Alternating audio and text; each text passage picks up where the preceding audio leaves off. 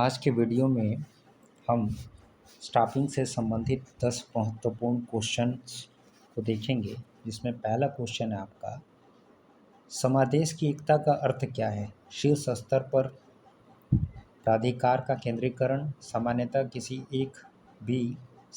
किसी एक अधीनस्थ को आदेश स्वीकारना चाहिए एवं किसी एक प्रभारी के अधीन कार्य करना चाहिए। सी, प्रधान सेनापति द्वारा अधीनस्थ को दिया गया आदेश। और डी, वह व्यक्ति जिसके पास किसी भी नेतृत्व की भूमिका को संभालने का अच्छा नियंत्रण हो। तो इसका आंसर होगा आपका बी, यानी कि सामान्यतः, यानी कि आप इसको कह सकते हैं कि सामान्यतः ये जो बी आंसर होगा आपका, इसी से रिलेटेड ये है आपका, तो इसका आंसर बी होना चाहिए। कुछ गड़बड़ी लग रही है, देखते हैं। इसका आंसर बी होना चाहिए। इसकी व्याख्या अगर आप सुनना चाहें तो व्याख्या है क्या कि किसी भी अधीनस्थ कर्मचारी को किसी एक ही प्रभारी द्वारा निर्देशों को स्वीकार करना चाहिए और उसी ही एक प्रभारी को अपने कार्य की रिपोर्ट देनी चाहिए। ऐसा इसलिए क्योंकि वह दो प्रभारियों के आदेशों से भ्रमित हो सकता है तथा सही ढंग से कार्य निष्पादित नहीं कर सकता है। अब अगला क्वेश्चन चलते हैं हम पेज नंबर 2 की तरफ। भूमिका अस्पष्टता मुख्य रूप से किसकी घटिया व्यवस्था का परिणाम है? नियोजन, कर्मचारी भर्ती विभाग, संगठन या नियंत्रण और संसाधन। तो इसका आंसर होगा बी, यानी कि कर्मचारी भर्ती विभाग। भूमिका अस्पष्टता मुख्य रूप से किसकी घटिया व्यवस्था का परिणाम होगा? है नियोजन, कर्मचारी भर्ती विभाग, संगठन या नियंत्रण एवं संसाधन। इसका आंसर क्या होगा? बी होगा। और इसका बी क्यों होगा? तो भूमिका अस्पष्टता मुख्य रूप से कर्मचारी भर्ती विभाग की घटिया व्यवस्था का परिणाम होती है। कर्मचारी भर्ती विभाग का कार्य संस्था के लिए योग्य कर्मचारियों की भर्ती ही नहीं करना होता, अपितु भर्ती के बाद उसको ट्रेनिंग और उनके कार्य पर उनकी नियुक्ति के साथ साथ कर्मचारी की संस्था में कार्य की भूमिका को भी स्पष्ट तौर पर कर्मचारी को समझाना है। चलिए क्वेश्चन नंबर अगला देखते हैं। क्वेश्चन नंबर 3 है आपका कि कार्यालय कार्यों के निष्पादन के लिए सामान्य नियमों का उल्लेख किया जाता है। सामान्य नियमों एवं विनियमों का उल्लेख किया जाता है।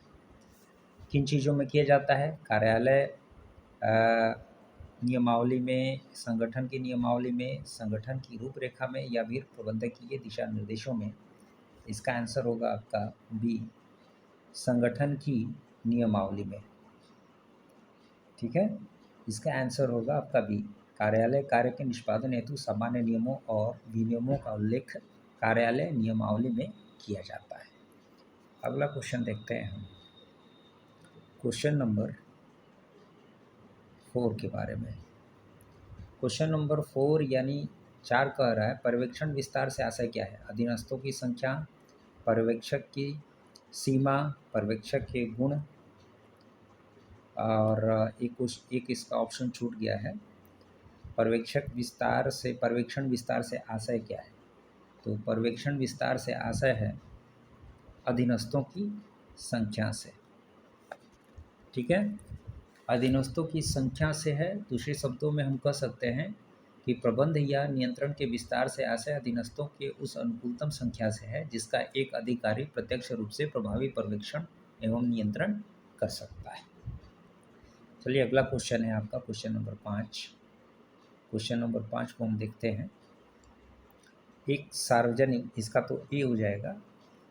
अब एक सार्वजनिक कंपनी में संचालकों की न्यूनतम संख्या कितनी होनी चाहिए? 2, 3, 7 या 10? तो एक सार्वजनिक कंपनी में संचालकों की न्यूनतम संख्या 7 होनी चाहिए। ठीक है, इसका सी हो जाएगा। अब चलते हैं क्वेश्चन नंबर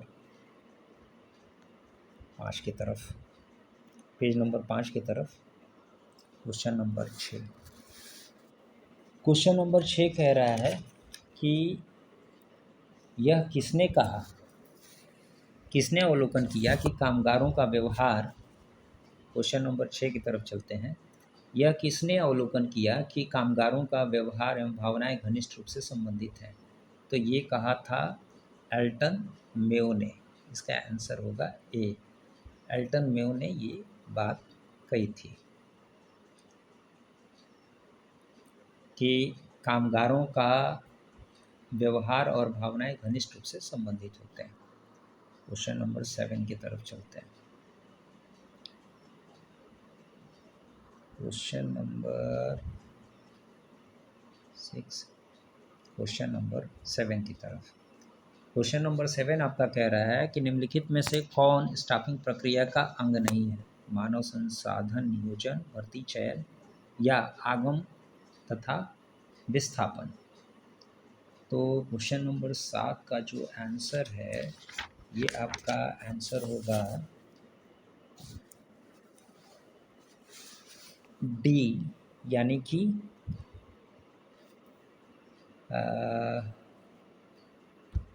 कौन स्टाफिंग का अंग नहीं है? मानव संसाधन संगठन का सबसे महत्वपूर्ण संसाधन होता है। इसमें देखिए क्वेश्चन कुछ मिस्टेक है इसमें, ठीक है। तो इसमें तकरीबन सभी इसके अंग हैं। इसमें क्या होंगे? इसका ऑप्शन जो है ये भी सही है, निम्नलिखित में से कौन स्टाफिंग प्रक्रिया का अंग नहीं है? तो इसमें कोई भी ऐसा ऑप्शन नहीं है जो कि स्टाफिंग प्रक्रिया का अंग ना हो, सारे हैं, ठीक है। इसीलिए इसमें एक ऑप्शन अगर रहता डी की जगह पे, उपरोक्त सभी सभी, तो ये आंसर आपका सही होता है।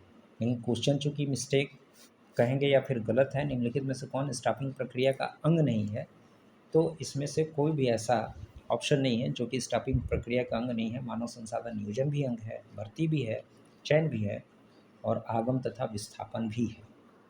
चलिए अगला क्वेश्चन चलते हैं, पेज नंबर 7 यानी क्वेश्चन नंबर 8 की तरफ। स्टाफिंग का कार्य क्या है? तो स्टाफिंग का जो कार्य होता है, इसमें आपको उपरोक्त सभी आ जाएगा, यानी भर्ती करना भी आता है, प्रशिक्षण, कार्य पर नियुक्त करना और उपरोक्त सभी। तो इसका जो ऑप्शन होगा ये डी होगा। ये तीनों कार्य इसमें सम्मिलित हैं। ऐसे स्टाफिंग में क्या क्या सम्मिलित होता है? तो मानव संसाधन नियोजन होता है, भर्ती, चयन, कर्मचारियों का प्रशिक्षण और विकास होता है, स्थानांतरण, पदोन्नति, सेवानिवृत्ति, संतोषजनक पारिश्रमिक, कर्मचारियों को प्रबंधकीय निर्णय में शामिल करना इत्यादि, ये सब सम्मिलित होते हैं। अब चलते हैं नेक्स्ट क्वेश्चन की तरफ, क्वेश्चन नंबर 9। क्वेश्चन नंबर 9 क्या कह रहा है? क्वेश्चन नंबर 9 कह रहा है कि अनौपचारिक समूह सूचना प्रणाली को क्या कहा जाता है? काफ़ी इंपॉर्टेंट क्वेश्चन रहता है, कंपटीशन वगैरह में इसको पूछते भी हैं लोग क्वेश्चन नंबर 9 के बारे में। तो क्वेश्चन नंबर 9, अनौपचारिक समूह संरचना प्रणाली को क्या कहा जाता है? तो इसका आंसर होगा समूह गतिकी, ये नहीं होना चाहिए, ग्राफ वाइन, ये ग्राफ वाइन होगा, ठीक है। इसकी व्याख्या क्या है? तो इसको ग्रैप वाइन यानी अंगूरी लता या ग्रैप वाइन संचार भी कहा जाता है इसको। इसमें संचार के किसी भी नियमों का पालन नहीं किया जाता है। इस प्रकार के संचार अपुष्ट होते हैं। यह एक ही स्तर पर कार्य करने वाले उन सभी व्यक्तियों से संबंध रखता है जिनके संबंध अनौपचारिक होते हैं। अगला जो आपका लास्ट है, क्वेश्चन नंबर 10 है, निम्नलिखित में से कौन सा संगठन का प्राचीनतम रूप है? ये तो हम जानते ही हैं, पहले भी बताया जा चुका है कि संगठन का प्राचीनतम रूप जो होता है, समिति संगठन नहीं है, परियोजना संगठन भी नहीं है, यानी कि ए भी नहीं है, बी भी नहीं है, सी भी नहीं है, बस डी। तो इसका आंसर जो होगा ये डी होना चाहिए, ठीक है। तो इस हिसाब से आपका जो ये क्वेश्चन है ये इसका आंसर क्लियर हो गया। चलिए धन्यवाद। इसको हम लोग देख लेते हैं। अब अगले वीडियो में हम और 10 प्रश्नों को लेकर के आएंगे।